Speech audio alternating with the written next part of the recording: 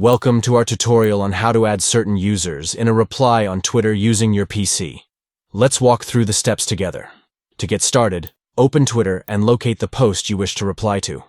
Click on the reply button situated below the tweet that you want to respond to. This will open up the reply window for you to compose your message. Now, click on the usernames displayed next to replying to. This will allow you to select specific users to include in your reply. Below the tweet, you will see checkboxes next to the usernames. Click on the checkbox next to the user you want to include in your reply.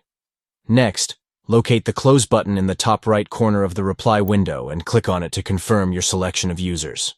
At this point, all you need to do is type out your reply in the text box provided and then hit the reply button to post your response with the selected users tagged.